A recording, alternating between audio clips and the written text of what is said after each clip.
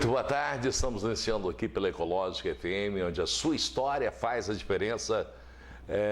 O Páginas da Vida de hoje, que é do professor Ivan Vasconcelos Figueiredo, pró-reitor de Assuntos Comunitários da Universidade Federal de São João del Rei. Hoje a gente vai conhecer um pouco do ser humano Ivan Vasconcelos Figueiredo e também do profissional, do pró-reitor da Universidade Federal de São João. Muito boa tarde. Boa tarde.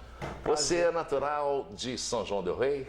Sou natural de São José dos Campos, vim para São João del Rei em 2006 para fazer mestrado. Aqui eu fiquei até 2008. Meu mestrado eu fiz em Teoria Literária e Crítica da Cultura. E depois de uma temporada em Brasília, em São Paulo, eu retornei a São João para ser professor aqui em 2012. Aí você prestou concurso público? Isso, prestei concurso público. Essa iniciativa de prestar concurso público para vir para São João del Rei é em função do momento que você viveu em São João, desse mestrado que você fez aqui? Sim, por alguns motivos, né? São João del Rei, ela consegue agregar uma qualidade de vida, mas também uma atuação profissional numa universidade forte, democrática e plural. Então, uma universidade jovem, você também permite ter uma atuação mais voltada para a comunidade, ao que numa universidade maior você não teria tanto acesso a fomento, a investimento, como é aqui, por exemplo. Você veio fazer mestrado em São João e passou a ser professor em São João. Você lecionou durante quanto tempo? Aqui eu leciono, eu continuo lecionando. Oficialmente eu sou professor de assessoria de comunicação, linguística, no curso de jornalismo, e dou aula no mestrado também de teorias do discurso e também de teorias da mídia. Como você... qual que é a função que você tem hoje de pró-reitor e também coordenador do Festival de Inverno de São João del Rei e pró-reitor de Assuntos Comunitários da Universidade Federal? Explica isso para a gente. Bom, a Pró-Reitoria de Extensão e Assuntos Comunitários já tem 3 pilares que atuam em consonância com o alinhamento da universidade com a sociedade como um todo. O primeiro pilar dela é um eixo de inclusão, e neste eixo de inclusão a universidade faz a aproximação tanto com a associação de surdos, de cegos, cadeirantes, e desenvolve políticas públicas dentro do seu próprio campus para permitir com que servidores e alunos consigam ter acessibilidade plena, e acessibilidade não só física, mas metodológica, conceitual, comunicacional. Então esse é um primeiro mote de atuação dentro da Pró-Reitoria de Extensão. De que maneira ela faz isso? Ela tem um núcleo hoje, ela tem um núcleo que chama NACE, que é um núcleo de acessibilidade, junto com uma comissão de acessibilidade e um corpo de 6 intérpretes em Libras, que eles atuam tanto no dia a dia de sala de aula, quanto na integração das comunidades com a universidade. Um exemplo de como que acontece isso para fora da universidade, a programação do Inverno Cultural. A gente fez a divulgação na Associação de Surdos, e os surdos escolheram quais os eventos e oficinas que eles iriam participar do inverno, e a universidade promoveu a tradução de português para Libras e reservando cadeiras especiais para esses sujeitos nos espetáculos que eles escolheram. Esse trabalho já vem sendo feito há mais tempo ou foi junto a você assumir a pró-reitoria? Ele funciona desde 2008, quando o Marquinhos ainda era pró-reitor de extensão. Ele criou esse núcleo de inclusão e ele ganhou força entre 2012 e 2016, e agora ele tem uma ampliação. Você tem uma noção de mais ou menos quantas pessoas estão sendo beneficiadas com esse projeto? Hoje, na inclusão da universidade, são cerca de 30 alunos atingidos diretamente e mais ou menos 20 pessoas da comunidade externa que são beneficiadas com essa aproximação junto às associações de deficientes. Esse trabalho em conjunto entre a associação e a universidade começou também no mesmo período? Começou já desde 2008 e ele vai se fortalecendo. A universidade hoje tem um amplo investimento na estruturação do setor de inclusão, então ele saltou de um profissional lá em 2008 para a gente ter hoje o maior setor de profissionais da PROEX, que é a Pró-Reitoria de Extensão, é o de inclusão. Então a gente tem hoje 6 intérpretes, 5 aqui em São João del Rei e um em Ouro Branco, no nosso campus em Alto Paraopeba, mais 2 servidores efetivos e os 2, significativamente, eles representam um segmento e eles são chefes de setor com baixa visão e os 2 atuam no setor de inclusão. Então a universidade não só prega uma política, mas como também respeita esses sujeitos e coloca esses sujeitos em posições de liderança, e mais um assistente para esse setor. Quais os benefícios disso, além dos muros da universidade? O primeiro delas é romper com a barreira dos preconceitos e a gente ter o principal, que é a inclusão desses conhecimentos, saberes e experiências dentro do conhecimento que é o chamado conhecimento acadêmico. Isso altera o modo de compreensão do mundo. Quando a gente tem diversidade de pessoas dentro da universidade, a gente consegue avançar em termos científicos, de extensão e de ensino. E no final das contas, o que a universidade funciona é para ser mais cidadã, é formar sujeitos mais cidadãos e mais humanos. Essa participação, essa integração universidade e comunidade, ela é uma coisa de nível nacional, é uma política de governo nacional? Isso, é uma política nacional, tem uma lei de inclusão. Essa lei de inclusão baliza todas as universidades públicas, e as universidades públicas devem se abrir, sim, para a inclusão. Existe já também uma perspectiva de colocação de cotas, então você vai ter cada vez mais a entrada de sujeitos com deficiência dentro do campus da universidade, isso nacionalmente. Além desses projetos de deficiências, para deficientes, existem outros projetos que atingem outras camadas da população? Sim, hoje a gente tem... aí a segunda área de atuação da Pró-Reitoria de Extensão é a extensão de fato. Essa extensão funciona por meio de projetos, programas, eventos, cursos. A gente atinge 128 mil pessoas nas 4 cidades em que a universidade faz parte. São por volta de 200 projetos cadastrados. A universidade investe R$1 milhão por ano na aproximação. Então, a maior aproximação da universidade com a comunidade se dá por meio dos projetos, por meio dos estudantes, dos professores, dos técnicos que estão ali envolvidos. Então, a gente vai ter ali cerca de 200 ações em 8 áreas diferentes: culturas e direitos humanos, justiça, meio ambiente, e nessas áreas todas a gente tem uma aproximação de fato. A Pró-Reitoria em si, ela é gestora administrativa. E dentro desse escopo, a gente tem um dos programas que é o Inverno Cultural. O Inverno Cultural constitui um dentre 200. São 200? E o Inverno Cultural é apenas uma parte. E aí o terceiro eixo da Pró-Reitoria de Extensão é o eixo de cultura. E nesse eixo de cultura a gente promove o Inverno Cultural. Além disso, a gestão de equipamentos culturais. Hoje a universidade aqui em São João del Rei tem 2 equipamentos culturais. Um é o Centro Cultural do UFSJ. E pela primeira vez na história, ela começa a financiar, auxiliar os artistas na exposição de artes visuais, de forma a estimular o desenvolvimento regional. Então a gente lançou esse ano editais remunerados para os artistas locais, para auxiliar no desenvolvimento da arte na região. E além desse equipamento, a gente tem o Fortim dos Emboabas, que é do lado da Igreja das Mercês. Esse equipamento cultural também pertence à universidade e é o único equipamento público no Senhor dos Montes. Nesse equipamento cultural, que está agora em restauro, a gente tem no seu pátio externo oficinas do Museu do Barro, africanidades e uma série de outras atividades voltadas para os jovens da comunidade. Para custear esses 200 projetos que a universidade tem, são tudo em termos de projetos que desenvolve o governo federal para que seja liberado, ou existe uma parceria público-privada dentro disso? Não, é um dinheiro estritamente público. O governo federal aloca esse recurso na universidade e a universidade tem autonomia para a gestão desses recursos. Então, a universidade equilibra a divisão dos recursos conforme suas atividades fim.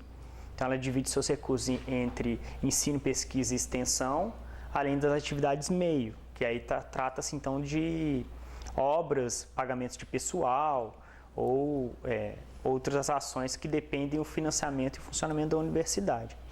Por exemplo, nesses momentos de crise que o país tem enfrentado, é mais difícil conseguir a verba necessária para manter projetos conforme esse? Ou isso já é certo, já está dentro do programa do governo esse custo? Não, o governo federal entrega um montante geral, existe uma matriz chamada matriz Andifes, que é uma fórmula que se calcula quanto o orçamento da universidade vai precisar.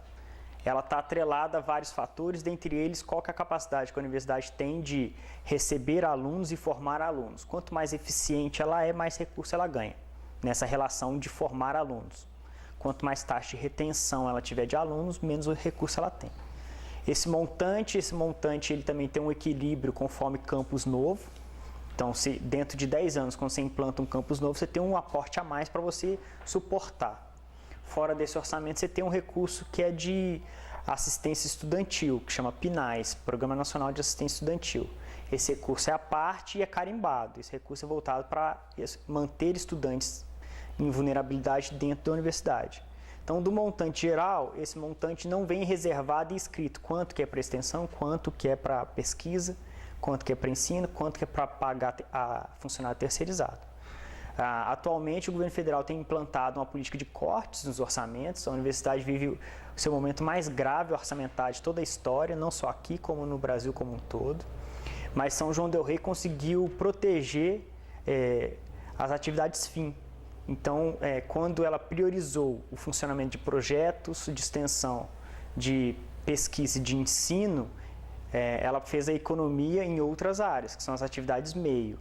Só para você ter uma noção, os orçamentos das pró-reitorias foram reduzidos em benefício que as atividades em prol da comunidade funcionassem. Então, nesse sentido, a UFSJ conseguiu viver a crise sem as pessoas perceberem que ela está em crise. E isso caiu na sua mão? Boa parte, sim. Boa parte, sim. Agora, a maior crise que se vê na universidade é o de um recurso que chama capital. Esse recurso de capital, a gente saía de uma casa de 20 milhões e hoje tem 6 milhões. O que isso significa? Que todas aquelas obras de acessibilidade que a gente prevê aqui, tem estudos de arquitetura para melhorar o campus, para ele se tornar uma rota acessível para cego, para cadeirante, elas dependem desse recurso de capital. A obra para construir o restaurante universitário depende desse recurso de capital. Todo o material de laboratório depende de investimento ou reforma, depende desse recurso de capital. É nisso que os universitários têm sofrido. Então, você não vai ter uma melhoria das edificações, você não vai ter obras e compras de equipamentos por conta disso. Então, na prática, a universidade vive um sucateamento de médio prazo. E um sofrimento também, não só do universitário, mas seu também, de administrar um pepino desse, de 20 para 6, é muita coisa. É muita coisa. Mas dentro da manutenção da extensão, manteve-se o mesmo grau de investimento dos anos anteriores, o que, de certo modo, a nossa relação com a comunidade não se alterou dentro da nossa política de manutenção de projetos e programas. Você, quando pegou a administração, já em 2016, já estava nesse patamar ou não? Estava começando esse patamar? Ele estava começando, ele foi intensificado a partir da implementação do teto de gastos. E esse teto de gastos, o que ele faz é congelar aquela matriz Andifes, que eu estava te comentando. Ele esquece essa matriz e passa a implementar um corte a partir do que você efetivamente gastou e vinculado à inflação. Significa que, na prática, o governo federal entrega recursos para você gastar dia 20 e 30 de dezembro. Se você não conseguir executar esse recurso, significa que você não tem capacidade de operação. E aí, sem capacidade de operação, ele vai te colocar dinheiro a menos no ano seguinte. Cada vez mais essa roda vai apertando ainda mais o funcionamento da universidade. E como você consegue? Você tem uma equipe para administrar isso, para que isso não aconteça?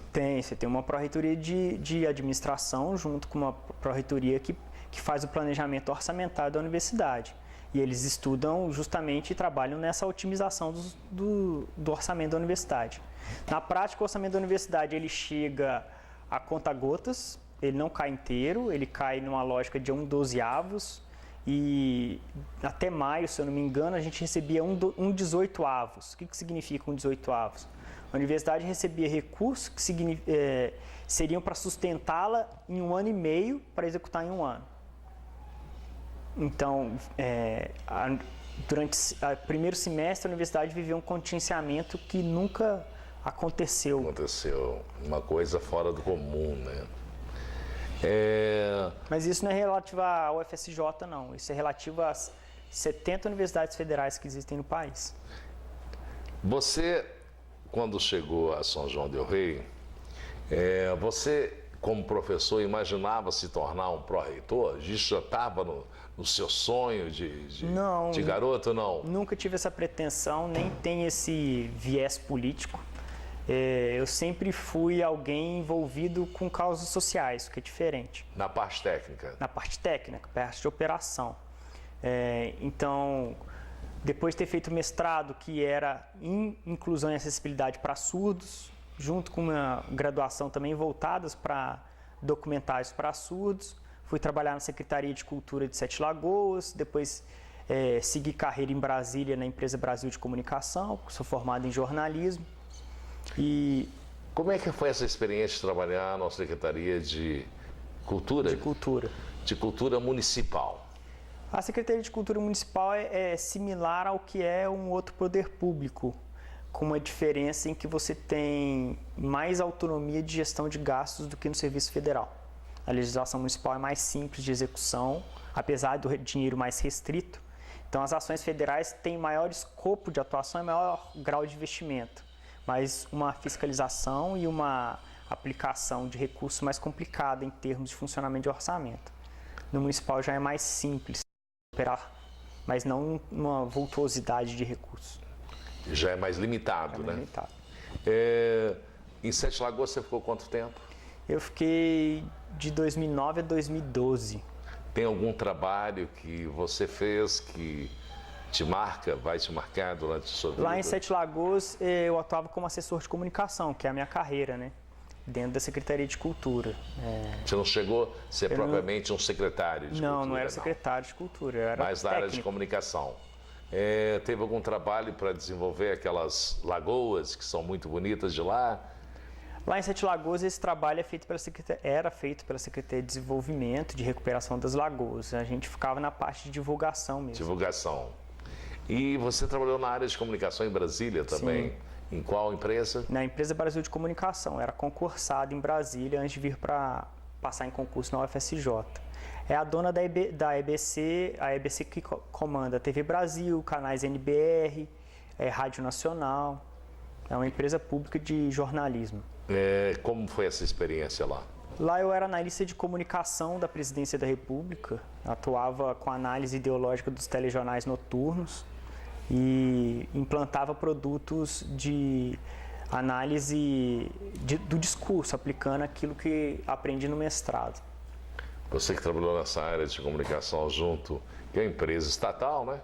É pública. Pública, né? Diferente. E ela é direcionada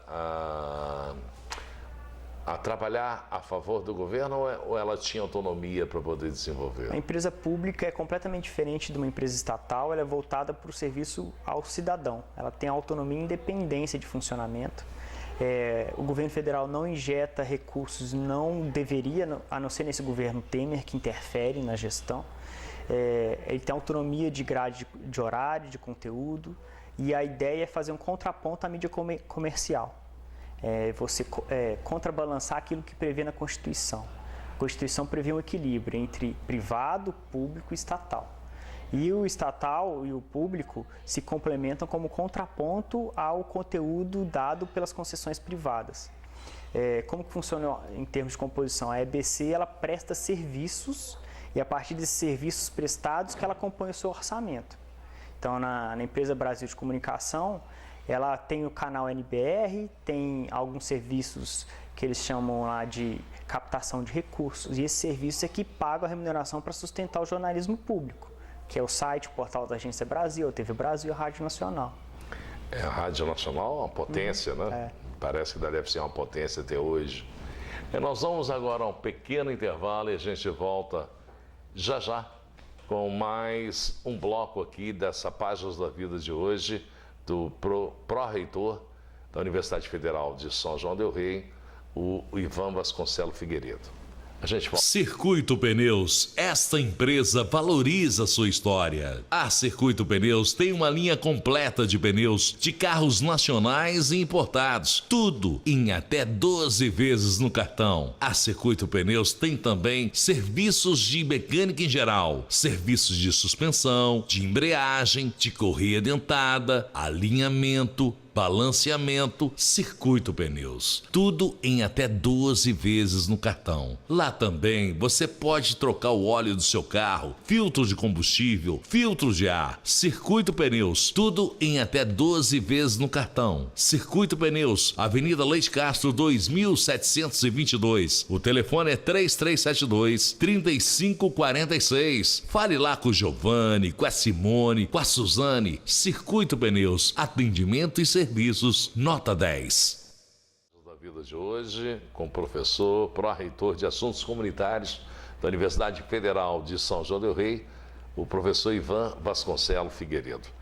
Professor, o senhor foi coordenador do Festival de Inverno de Área em 2013, 2014 e 2015. Faz um balanço para a gente desse festival e ser coordenador de área no ano de 2013.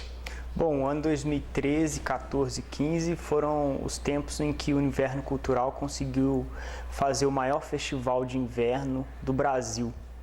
Hoje a gente ainda está em segundo lugar como o maior festival, mas naquele momento houve um direcionamento em que a universidade ocupava espaços e se associava com vários festivais de interior e vários municípios. Ao redor de 11 cidades, a universidade conseguiu levar arte e cultura para 130 mil pessoas. Então, de 2013 a 2015, houve uma ampliação daquilo que São João del Rei já vivia ao longo dos seus tempos, e isso chegou a cidades que não esperavam ter um inverno cultural. Cidades como? Cidades como Paropeba, Sete Lagoas, que não tinha um festival de cultura. Divinópolis. Divinópolis, que também não tinha um festival de cultura. A gente se associou em Ouro Branco com Lafayette e Congonhas, que já tinham festivais de cultura, então fortaleceu os movimentos de lá.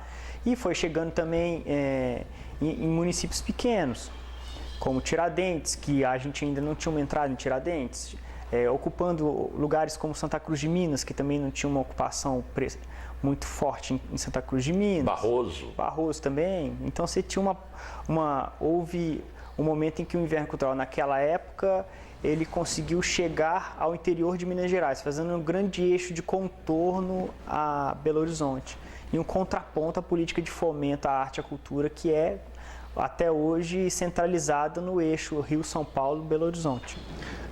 Como que vocês conseguiram fazer isso? Aquele momento de 2013 a 2015, com a economia em alta, havia um grande investimento também na área da cultura. Então, todos os projetos do Inverno Cultural, eles passam por fomentos de lei de incentivo, a Lei Rouanet e a Lei Estadual. Obviamente, quando a economia está aquecida, você consegue ter um alto investimento também na cultura. Esse projeto foi feito por quem para integrar essas cidades? À época é uma concepção do professor Paulo Caetano, junto com a reitora da época, Valéria Kemp, e também na coordenação a Thelma Rezende, estavam juntos nesse projeto de expansão do Inverno Cultural.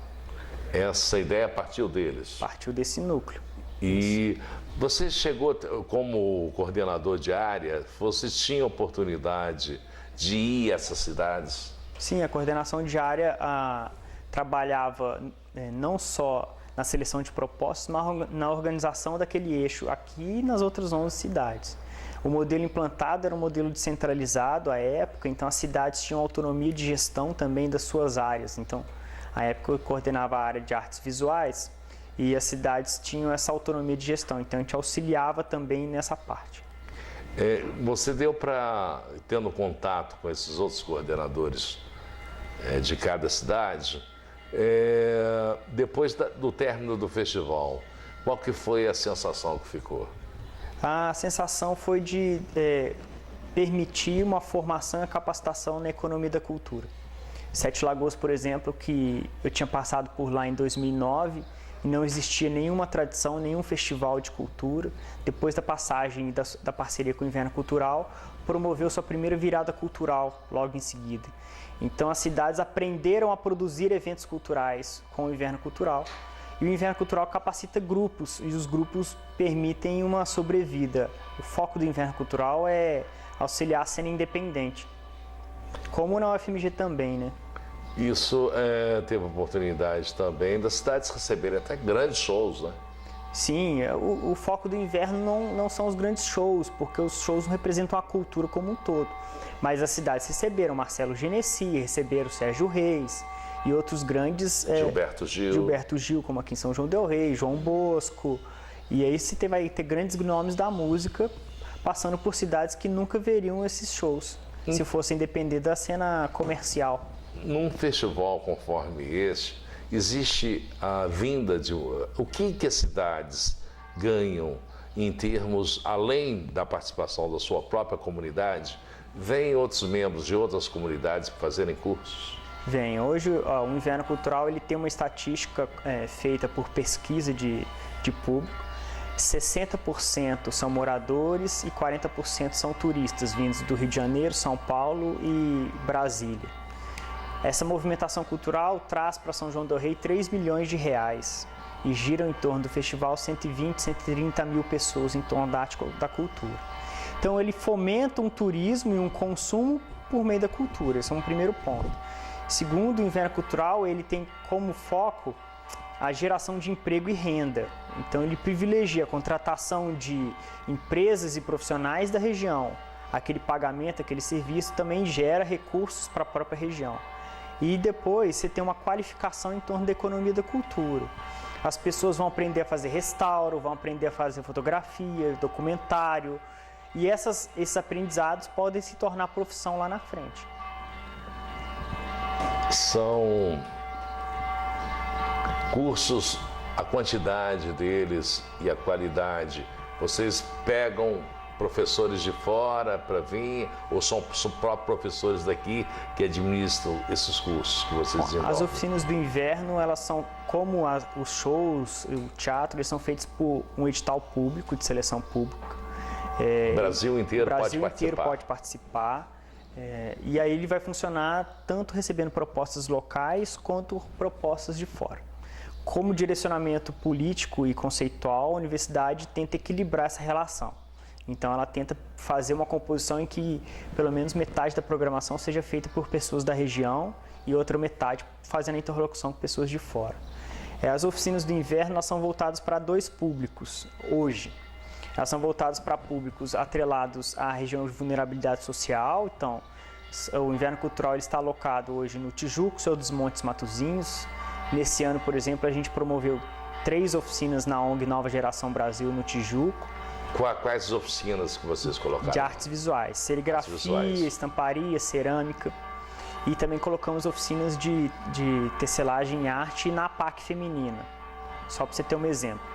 E aí você tem oficinas que são voltadas para crianças, e aí são abertas, e oficinas profissionalizantes, como aconteceu aqui no Centro de Fotografia, de Revelação Fotográfica. A PAC, vocês já trabalham com a PAC há bom tempo, ou é de agora que começou esse trabalho? A PAC feminina sempre foi uma parceira da universidade, mas é a primeira vez que ela integra a programação do inverno, recebendo uma atividade do inverno como oficina. A ideia é se prolongar esse contato, a gente já tem conversado com os responsáveis para ampliar, não só ter uma oficina, mas como ter show lá dentro, espetáculos. Eles já fizeram ano passado aqui a primeira exposição e foi muito bacana o resultado, uma exposição colaborativa da APAC dentro aqui do Centro Cultural. Isso junto ao Festival de Inverno ou fora desse período? Essa exposição da APAC junto com o sistema prisional foi feita no ano passado ainda. Fruto de uma iniciativa da própria APAC, que se inscreveu no edital público de ocupação da galeria da universidade fora do Inverno Cultural. E eles foram selecionados pela qualidade artística que eles propunham. Esse tipo de apresentação, de exposições, isso é comum? É comum, isso é normal. Por exemplo, as pessoas que têm uma arte para ser apresentada, de que maneira ela pode usufruir? A universidade lança editais públicos remunerados para exposições nas galerias do Centro Cultural. Esses editais são semestrais. Qualquer pessoa pode participar, sendo vedada a inscrição de pessoas vinculadas à universidade.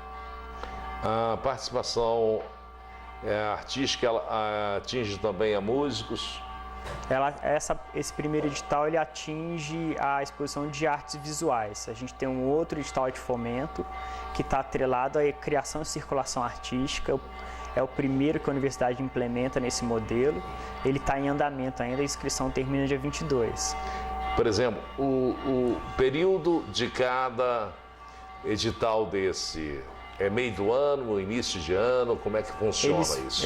Eles têm normalmente duas chamadas, fevereiro e março, e outra julho e agosto. Normalmente são esses períodos de lançamento de edital. Para as pessoas terem conhecimento disso, entra no site da universidade. Universidade, ufsj.edu.br. Hoje, e na área esportiva, a Pró-Reitoria também tem algum tipo de trabalho nesse sentido, não? A Pró-Reitoria ela não atua especificamente na área esportiva, isso é uma atribuição de uma comissão de esportes comandada pelo curso de Educação Física da universidade. A universidade, enquanto Pró-Reitoria, organiza e auxilia nessa execução da corrida da universidade, que a partir desse ano foi uma corrida que a gente conseguiu unir esforços, junto com o Unipitã e também com o IF Sudeste. Essa corrida foi realizada quando? A corrida está na 8ª edição já. Já está na 8ª edição. E a cada ano aumenta mais a participação? Aumenta principalmente a participação infantil, que é o nosso foco. A corrida nasceu como uma forma de democratizar o acesso ao esporte. Então, é uma das poucas corridas que são gratuitas, completamente gratuitas na região. E elas visam a integração ainda da universidade com a comunidade por meio da prática esportiva. E a universidade dispõe a estrutura de carros de apoio, de água? Sim, a universidade faz interlocução com vários órgãos. Então, por exemplo, a gente tem a Associação de Motoqueiros que auxilia a gente na montagem e na organização, o Exército, Bombeiro, o Trajeto, a Associação de Corredores. Você tem mais de 10 parceiros que ajudam na execução da corrida. Você tem noção mais ou menos do número de pessoas que têm participado dessa corrida? A corrida ela tem 400 atletas adultos correndo oficialmente, mais 50 crianças no dia, gira em torno de 2.000 pessoas. A universidade, não sei se tem ainda, além da corrida, da parte esportiva, havia futebol americano, ainda existe? Existe o projeto, ele está em funcionamento, eles treinam toda semana, vinculados já a uma iniciativa atrelada a essa política de esportes que eu estava te falando.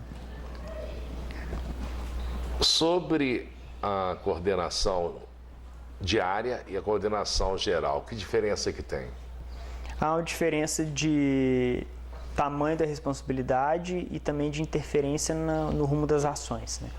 Na coordenação diária você pensa em termos de conceito do campo. Na coordenação geral você pensa na estrutura e no formato do evento. Geral, lidando de todos os aspectos, de segurança a concepção de tema, por exemplo. A gente estava comentando que o Festival de Inverno, ele tem um prazo que ele funciona aberto, mas mesmo depois do encerramento dele, existe uma continuação? Tem. Em 2016, a universidade promoveu uma grande conversa com a comunidade e com os realizadores de festivais mineiros. Chamou aqui organizadores do festival da UFMG, da UFOP, chama o ex-secretário de Fomento e Financiamento do Ministério da Cultura, o secretário de Financiamento do Estado de Minas Gerais. E a gente promoveu um grande workshop sobre fomento e incentivo à cultura no interior.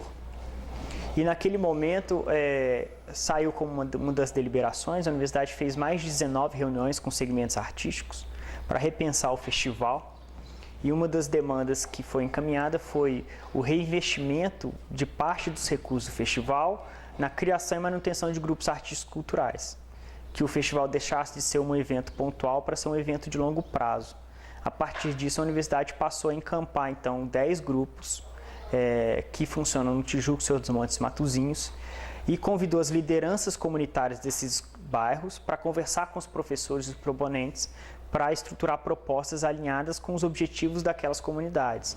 Então, teatro, música, artes visuais passaram a fazer parte dessas comunidades ao longo do ano inteiro. Então, a universidade atua na formação desses grupos e, ao longo do inverno cultural como um todo, esses bairros voltam à cena como palcos do inverno cultural e esses grupos passam a exibir os produtos e os resultados durante o festival. Exemplo disso, o ano passado a gente teve uma oficina de confecção de instrumento duca, instrumento de percussão afro, e os meninos do Senhor dos Montes abriram o inverno cultural do ano passado com uma apresentação. E essa mesma apresentação foi executada lá no Senhor dos Montes. Nesse ano a gente teve uma exposição fotográfica do Senhor dos Montes. Chegamos com as perguntas para os estudantes da Idalina, que é a Escola Estadual Idalina, como é que você quer mostrar o seu bairro para a cidade? O que o seu bairro representa para você? E eles foram, então, compuseram uma amostra fotográfica que ocupou o espaço principal da galeria da universidade. Então, nessa interlocução de democratizar o acesso à produção, mas também de formar um público para o consumo e a fruição de bens culturais. Quando o Inverno Cultural deixa de ser um evento pontual, ele faz com que as pessoas entendam do processo artístico e também comecem a frequentar. Muitas dessas pessoas sequer entraram no Teatro Municipal, sequer viram a apresentação de música, independente se ela é música clássica ou música popular. O importante é que as pessoas consumam e saibam valorizar a cultura.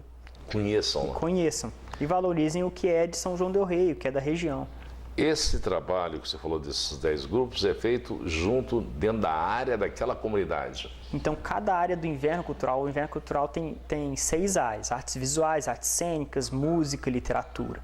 Cada uma dessas áreas tem projetos vinculados, selecionados em interlocução com líderes comunitários. Então, os professores da universidade, junto com os alunos, ajudam na construção dessas cenas ou dos ensaios junto com a comunidade. Então, ela vai direto... Funciona no bairro. No bairro. Funciona no bairro, funciona no Matozinhos. Não é dentro da universidade. Não. Funciona na ONG, a gente tem hoje 2 pontos, na ONG Atuação, por exemplo, e na ONG Nova Geração Brasil. A gente funciona no Fortim dos Emboabas, lá no Senhor dos Montes, a gente funciona lá no Matozinhos também, na praça. Então, a gente tem uma interlocução dentro da própria comunidade. Por exemplo, quanto tempo a universidade fica dentro dessa comunidade? Ela fica o ano inteiro. O ano inteiro? O ano inteiro, os ensaios semanais com esses grupos. E esses grupos são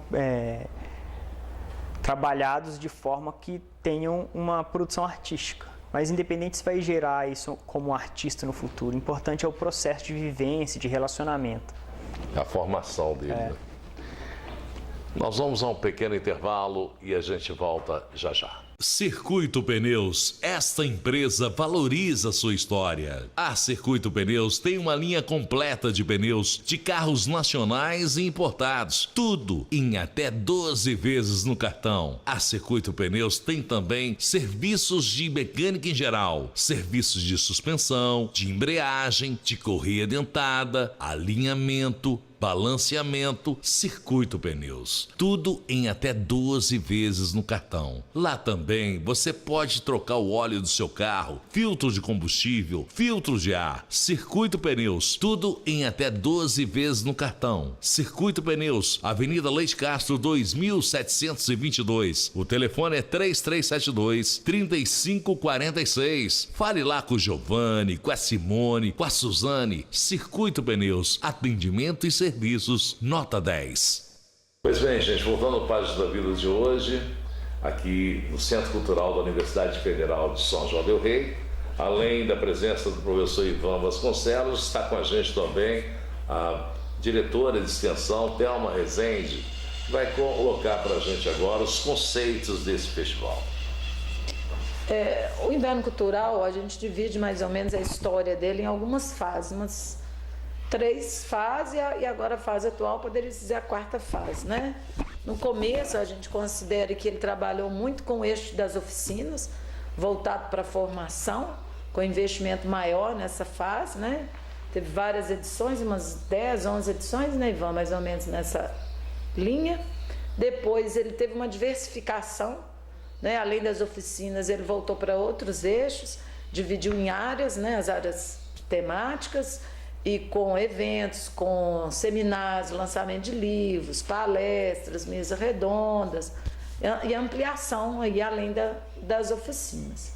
Depois ele passa por uma fase em que ele trabalha mais a questão conceitual aí, com homenagem a personalidades, né? Vários conceitos. Eu lembro do Otto Lara Rezende, lembro Clara Nunes, aquela edição do Grande Sertão Veredas, São João del Rei, capital da cultura, né? Alguma coisa que eu estou lembrando. E teve aquela fase que nós fizemos uma expansão imensa, que nós chegamos a ter inverno em 10 cidades diferentes, né? Que, com a ampliação da universidade, com os campos fora de sede, foi grande também. E agora essa fase que a gente volta a São João del Rei, e com essa participação que o Ivan explicou anteriormente, o trabalho ao longo do ano todo nas comunidades aqui de São João del Rei. Você já está há mais de 10 anos aqui na universidade, ou não? Não, na universidade eu tenho muito mais. Muito mais. Tem 24 anos de UFSJ como servidora da UFSJ. Como servidora? Você começou como? Como professora? Não, eu sou técnica administrativa. Meu concurso é de 94. Aqui na Projetoria de Extensão já tem uns 10 anos que eu estou aqui com o Inverno Cultural. Você acompanhou toda essa evolução dessa universidade. O que isso representa para você? Porque desses 24 anos, a universidade deu um pum, né? De faculdade. Você pegou o período de faculdade, né? Peguei, eu era aluna quando federalizou a UFSJ. Eu era aluna da Faculdade Dom Bosco. Você como aluna, esperava que São João tivesse essa oportunidade de ter uma estrutura que tem hoje, dessa universidade reconhecida no Brasil e talvez no mundo? Na época foi novo, né? Essa coisa de federalizar, né? Mas a gente vê o quanto é importante a Universidade Federal de São João del Rei hoje, não só para São João del Rei, para toda a região e para onde ela foi se expandindo, né? Lugares que não tinham acesso a ensino superior gratuito. Então, acho que foi muito importante a chegada da universidade aí. E qual a sensação que você teve a partir do momento que você começou a sentir realmente um desenvolvimento grande dentro da universidade?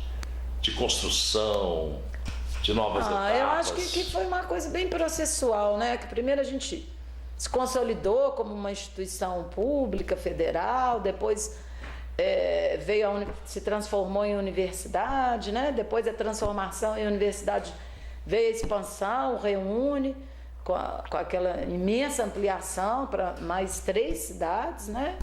E hoje a gente já está consolidando essa estrutura aí, consolidando o avanço do Reúne, ampliamos aí para vários cursos de pós-graduação, criamos nossos mestrados, doutorados, mais de 40 cursos de graduação. Hoje a gente nem sabe dar os números, né? A coisa aumenta tanto, com uma velocidade tão grande, que às vezes é difícil você guardar quantos cursos, quantos técnicos, quantos professores.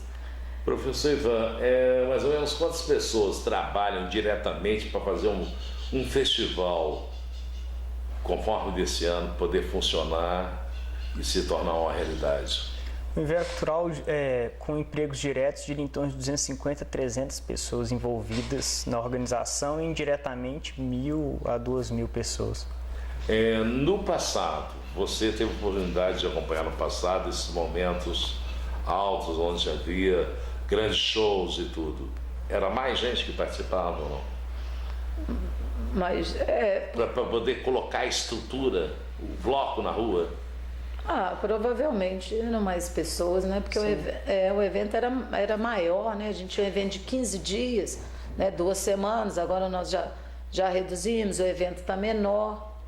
Mas você replicava a estrutura, por exemplo, você tinha uma rede de segurança, de fornecedor de camarim, de de contratação de pessoas de produção, isso tudo é replicado para 10 cidades, né? Então você tinha a mesma estrutura para São João, mas em escala menor em outras cidades. Então você tinha uma multiplicação desse montante. O que vem por aí em termos, você como um pró-reitor, o que você espera do próximo festival? Bom, o Inverno Cultural, ele vive hoje um repensar da sua função. Quando em 2016 eu lhe contava que a gente fez um grande movimento de pensar por que e para quem os festivais de cultura devem existir. Hoje no Brasil são poucos festivais de artes integradas que resistem. A gente tem historicamente o da UFMG, o da UFOP, no Paraná e Rio Grande do Norte e São João del Rei. Esses festivais eles foram perdendo espaço para formatos comerciais e de artistas que procuram bilheteria. Então, ter essa imersão cultural é preciso também repensar para quem é essa imersão cultural. E aí, por isso que o Inverno Cultural se voltou para o morador de São João del Rei. E ele descentralizou as ações, e isso continua para o ano que vem. O foco do Inverno Cultural não é fazer um evento turístico, é fazer um evento voltado para que o morador participe ativamente de uma vida próxima da universidade. E aprenda a produzir cultura, saiba valorizar as artes locais, de modo com que ele, ao longo do ano como um todo, ele também passe a valorizar a classe artística que está em cena. Em 2016, nós não tivemos o festival, ou tivemos ele de uma maneira pequena, junto mais com a parte privada, é isso? Em 2016 foi o grande momento da crise da cultura, em que o festival não obteve financiamento. Importante lembrar que o festival é financiado com recurso externo, é financiado com recursos de leis de incentivo. E quando houve crise econômica, houve também uma crise de próprio fomento da cultura. No mesmo ano em que não se executou em São João del Rei, a UFOP executou no formato voluntário, também sem nenhum recurso, afetou também o orçamento de outros festivais públicos. Nós não estamos falando de um festival comercial, né? E o que mudou daquele ano para cá foi justamente o processo que é da extensão como um todo. Quando a gente coloca um projeto de extensão na rua, o nosso foco é que em algum momento as pessoas tenham autonomia e capacidade de se auto-organizarem em torno daquele tema. E foi isso que São João del Rei demonstrou quando faltou recurso para a universidade organizar. São João del Rei conseguiu promover um festival voluntário, participativo, democrático, que naquele momento conseguiu prosseguir com a história de um festival que não é só da universidade, que é um festival e um festival da cidade como um todo. E isso é importante para se tentar entender que, assim como foi uma transformação de conceito de cidade, Cataguases, 20 anos para trás, decidiu se tornar um polo do audiovisual mineiro. Então a cidade conseguiu fazer com que a economia se voltasse em torno da cultura. São João del Rei também pode seguir esse caminho, caso queira. Além dessa parte do Festival de Inverno, a universidade parece que ajuda outros grupos também. Eu, há pouco tempo, fiz com um grupo de expedição musical. Music Expedition. Sim. Um festival internacional. A universidade sempre participa de uma maneira direta, indireta? Diretamente. A universidade, desde a primeira edição, coloca a sua importância enquanto instituição em cartas de apoio e assegurando a qualidade daquele evento, de forma que as instituições e as leis de fomento tenham a garantia de que aquele evento é sério e é voltado para a cultura daqui, também uma interlocução com a cultura na primeira edição com a Alemanha. E também a universidade fornece toda a infraestrutura que eles necessitam, materiais, equipamentos, cessão de espaço. Esses subsídios acontecem nessa interlocução, não só com esse festival, mas com outros que nos procuram. O Centro Cultural abriga festivais de rap da Biquinha aqui dentro, nos domingos. Então, todos os domingos? Em alguns domingos de agenda. Então, o Centro Cultural da Universidade ele é aberto para propostas, para a comunidade se apresentar. A gente tem um calendário aberto para isso. Em todas as áreas? Em todas as áreas. Seja pinturas, até a apresentação. Teatro, música, dança, pintura, fotografia, isso tudo é aberto. Nós estamos encerrando nosso programa. Eu gostaria de deixar aberto sempre para a universidade, tá? Sobre os projetos que a universidade tem, para a gente mostrar um pouco mais para a comunidade essa importância que a universidade tem para a comunidade. Sim, eu agradeço a você, a Ecológica, pelo espaço. É fundamental a gente ter essa interlocução e essa divulgação. Às vezes os feitos não aparecem mediaticamente e isso é importante também. E vocês conseguem comunicar com pessoas que às vezes não estão na internet ou não têm acesso a veículos de comunicação oficial da universidade. E essa capacidade de comunicação, que a gente chama então de capilaridade, ela é fundamental para a universidade também cumprir sua função, que é de se aproximar da vida do cidadão também. A universidade é voltada para o povo. Pois bem, gente, e assim a gente vai ficando por aqui com mais um Páginas da Vida para você. Um abraço, até a próxima.